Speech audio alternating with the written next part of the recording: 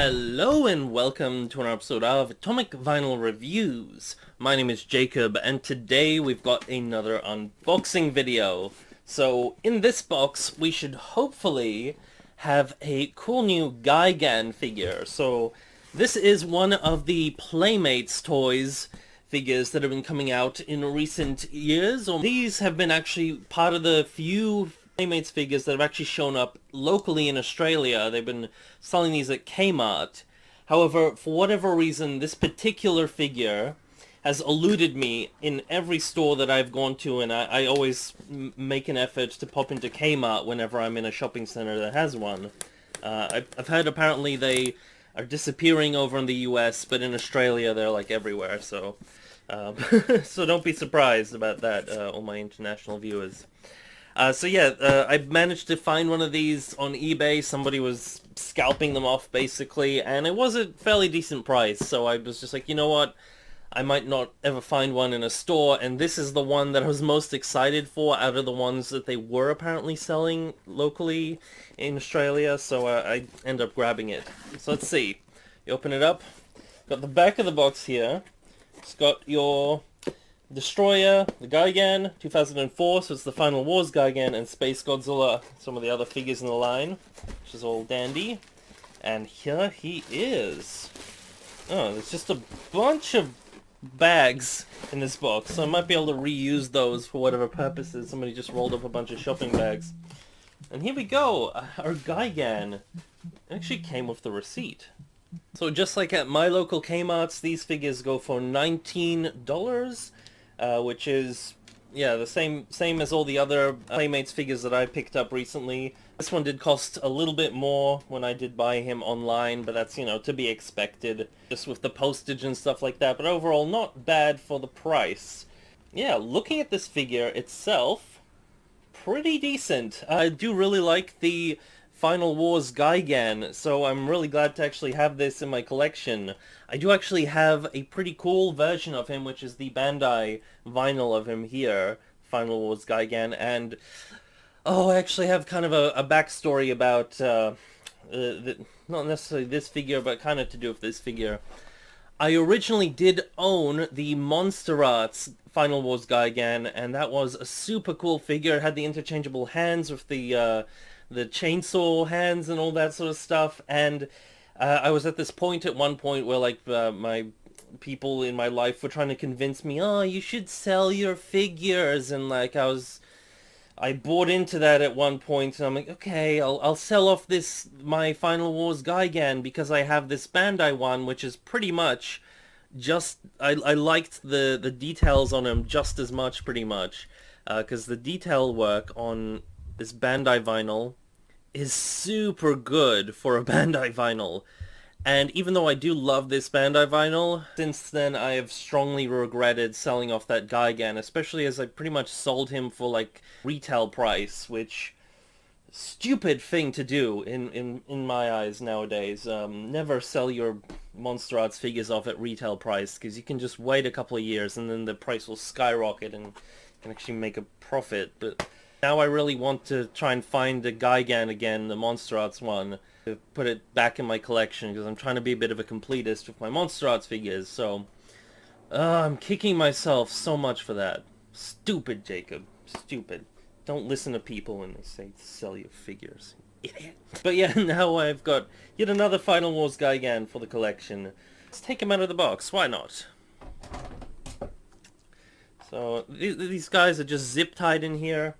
So these ones, you know, fairly inexpensive figures, some of the first and only Godzilla figures that we really have here in Australia, besides the occasional NECA figure, which, you know, they're not making anymore, or they're not making Godzilla figures at NECA anymore, because they lost the license. So I'm hoping we do get some of the Playmates Godzilla figures for the upcoming movie in Australia. They have not shown up locally as of yet, even though I know they're selling them like hotcakes over in the US and places like that. Alright, let's have a look at this figure. On first glance, especially from a distance, looks really similar to the Bandai vinyl. But these Playmates figures are actually built quite differently from Bandai vinyls. They actually utilize a lot of hard plastic pieces, as well as some more sort of soft vinyl-y type pieces and areas. And oh, his fins at the back are really floppy. Look at that. Nice and floppy. Detail-wise, let's take a look at him. Not bad, especially for one of these Playmates figures. But you can see, especially compared to that Bandai vinyl beforehand, it's just a little bit wonky in some areas, not quite as elegant looking. But for these Playmates figures, I'm pretty happy with this guy. The paintwork is fairly complex on him and is done pretty accurately to the film. I like the bright red on his fins here, which are made in like a softer plastic, with that cool red visor and that badass looking face on him. Got all his tail details. The silver is sort of it's not overly metallic on him, which maybe I would have preferred if it had a bit more of a sheen to it, but the Bandai vinyl didn't either, because both of these figures are very dark looking, so you can compare them.